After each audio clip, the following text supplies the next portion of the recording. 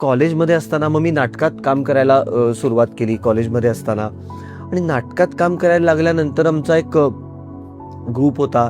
तर समन्वय नावाचा आमचा जो संस्था होती, तर आम्ही त्या ह्याच्यात पहिल्यांदा असं झालं की आम्ही महत्त्वाचे आम्हाला वाटणाऱ्या नाटककारांची नाटकं वाचायची असं ठरवलं. तर जवळपास अख्खीच्या अख्खी विजय तेंडुलकरांची सर्व नाटकं आणि महेश एलकुंचवारांची सर्व नाटकं मी या दरम्यान वाचली. आणि ती नाटकं वाचल्यानंतर मात्र खूपच आयुष्य वेगळंच वाटायला लागलं. म्हणजे ते बदललं काहीतरी.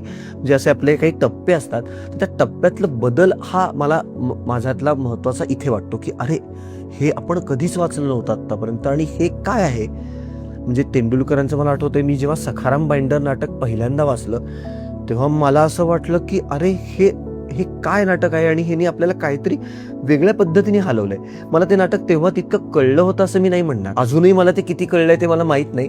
पण त्या नाटकाने काहीतरी माझ्यावर सॉलिड परिणाम केला होता. तसंच मी जेव्हा महेश एलकुंचवारांचं युगांत, म्हणजे वाडाची रेवंदी, मग्न तळ्याकाठी आणि युगांत ही 3 नाटकं पहिल्यांदा वाचली, तेव्हा मला डिस्टिंक्टली आठवतं की माझ्यात काहीतरी बदललं.